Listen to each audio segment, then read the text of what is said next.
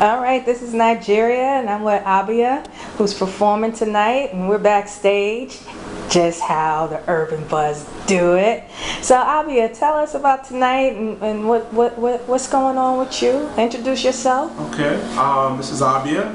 I'm here at Le Poisson Rouge in New York City at my album release concert. I have a new album out called Life as a Ballad. And this has been a record kind of in the works for about 6 years. It features Robert Glasper, Blue Note recording artist, Marvin Sewell, Cassandra Wilson guitarist, Ulysses Owens Jr., up-and-coming drummer, Chris Edelton on drums, Keith Whitty on bass, who was my co-producer, and David Rosenthal on guitar. All right, so tell us how long you've been doing music. I've been in the business since I was about 15 years old. I started out as a background singer for George Michael and went on to work with Yolanda Adams, Chuck Mangione, Amel LaRue, and the list goes on. So then how did you decide that it's time for me to be my own artist? Well, actually about 6 years ago I was signed to Universal Republic and I released a record underneath the name Jeremiah, which is my first name.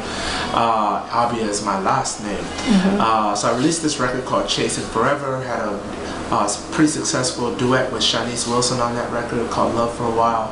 And then after that first record deal, I kind of took a break from the business and mainly focused on touring and coaching other singers and artist development, and kind of made a business out of both now. Now I'm back with my sophomore album called Life as a Ballad under a new name, Abiah, which is my last name, and also still coaching and touring. Wow, and how, you know, that's interesting, and I like that. How important is coaching another artist, or how important is it for an artist to be coached in this industry? I think that's quite important. I think that every artist needs a second pair of ears, and I think that also a lot of artists need information.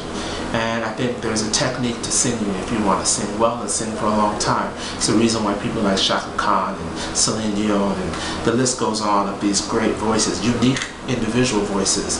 It's because they had a second pair of ears and they know their instrument really well. And I think a lot of people are in love with the idea of being a singer, but I think a singer has to be know the information to be worthy of the calling.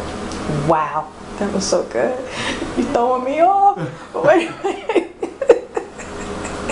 That always happens, but that was excellent. And so what are the plans touring now with this new album? Well, right now I've been doing some one-off dates with Robert Glasper on tour, opening for him. And the team is working on trying to put together another tour with me and another artist. I know the name Jose James has come up. But we're just going to keep our fingers crossed and keep putting the music out there. I have a new video out called September that's quite special, and we're going to get it on television in the next couple of weeks, and we'll see what happens. Very, very optimistic about what's about to happen. Okay, so now you were signed before, and are you signed to a label now? Currently or I'm unsigned. Independent? Currently I'm unsigned. I have my own label. It's called Motto Music, and it's distributed with Nia Distribution and E1, which used to be called Koch. Okay, that's good. And so how do you feel now independently? You have more freedom? What is the comparisons, the struggles? Honestly, I don't feel a big difference, honestly, outside of someone maybe fronting money for things for me when I have to do it now on my own. I don't see a big difference because I did have my own creative freedom in a sense with my first record, because I am like a lot of artists. I actually made my first record and then got a record deal, and they basically took license to my new record. The issue for me is money, always, because you're independently doing it. You have to fund things. So to me, I think you can't beat the major machine. Right. So if you have that, you have a certain kind of thing that just kind of automatically happens, versus being indie. There's a lot more work to be done, but what's great about being an indie at the same time is that the people validate what is really good. And I think that as you putting it out there, people fall in love with the idea and spread it for you. And I think that organic roots kind of campaign is invaluable. valuable. It's priceless. And today, especially with all the social sites, and do you think that really helps? Social media is super important. I don't think any artist right now can be successful without some Twitter campaign and some Facebook campaign. And even MySpace is trying to come back, and Instagram. All these things are very important to the life of an artist. Now tell us about some of the songs on the album. Which is your favorite? I would say my favorite songs are September, which is my first single.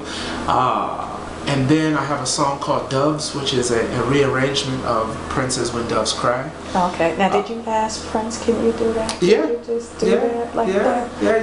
Yeah, you gotta do, you know. Okay. But I thought it was important as an interpreter of song, which is one of my strong gifts, is to be able to then do the same thing with someone else's music. And I cover songs. I'm known for covering songs in my concerts, so this was a natural for me. Okay. And I wanted to find something that hasn't been touched much.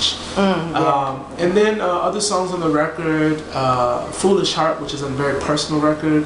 Why? Well, this record is really about me being a narrator of people's stories, because everyone has situations that have caused them to have a ballad, and Foolish Heart was the most personal record for me. It actually happened to me, the story of breaking up with someone, but then wanting them back, knowing that they're not good for you. Right. And so that's everybody's story. That's everybody's story, you know. And then the song called Turn the Light On is also a pretty big favorite of people and of mine. That's also very personal. And that song to me is about reconnecting with God. When you found yourself in the darkest moment of your life, that God is always there with His arms open, saying, "I'll turn the light on for you." Yeah, His light is there for you. So that can't make me cry in the middle of the interview. You can't. So that's the reality of that song for me. Right. The reality is, where's my music?